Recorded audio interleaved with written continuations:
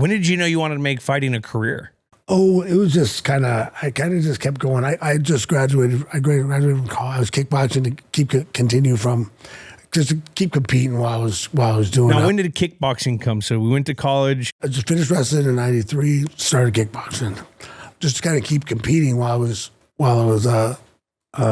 finishing up school. I finished school in '95, but then I was an accounting major, and I was, kind of working in a bar, fighting, training every day, fighting. Maybe I'm going to try this fighting thing for a little while.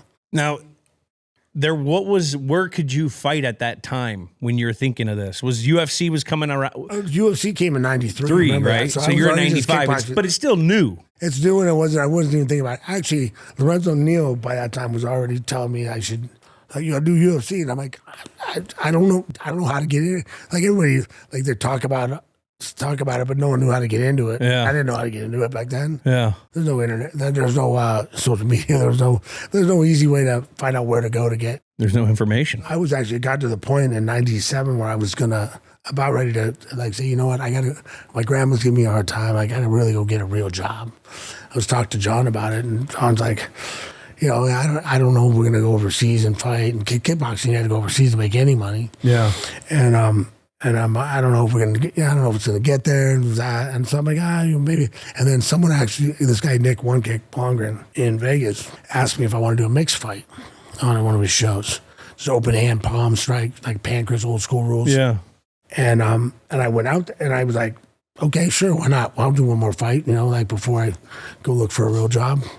I was to land it as much as I could. Hell yeah. So when I went out there and wound up, by the time I got there, you could only slap with this part of your hand, but you could kick that, and then once you hit the ground, there was no striking. But I'm like, when I was fighting a jiu-jitsu guy, I guess, and I'm like, okay, no problem. So I went out and I wound up kicking the guy in the head and knocking him out. And some guy asked me right after, man, do you want to fight in the UFC? I said, yeah, sure, let's try it. So they offered me an alternate spot in the tournament for $1,000 to go out. And the tournament was $25,000 if you won it, but it was $1,000 to show up and fight one fight, and then you're the alternate to the tournament. So if you get in, and they said 5 out of the last 7 got in. So if I got in, it would be either $10,000 or $20,000, I think, or 25 or whatever. And so okay, perfect. So I went and did that, and I just kind of fell in love with doing it. And I wound up, that was in '98, UFC 17, and I won my fight. Didn't get into the tournament. I tried to talk Henderson out of fight in the second round, but because they asked me, what do you think you should do? His legs kind of beat up for that first fight, and I'm like, the best thing would be to just hold off till next time. Maybe you should, I don't know if they figured out that I was not giving good advice, but I was trying to talk him out of fighting that round because I wanted to fight. Hell yeah. Now, John Heckleman, that's got to be one of your guys that he kind of like in that grandpa role where he told you, hey, he kind of like, you can do this shit. You should do this shit, or he guided you. I don't know. He guided me. Yeah, and he's always there. He's always there. We're still friends. We still train. We still go up and train with him. He was my coach the whole time, and he really helped. And he wasn't traveling, wasn't working with me as much right in the beginning. And I said, hey man, I need your help strike, because we was doing the mixed martial arts stuff. He's like, didn't know if he fit in that much.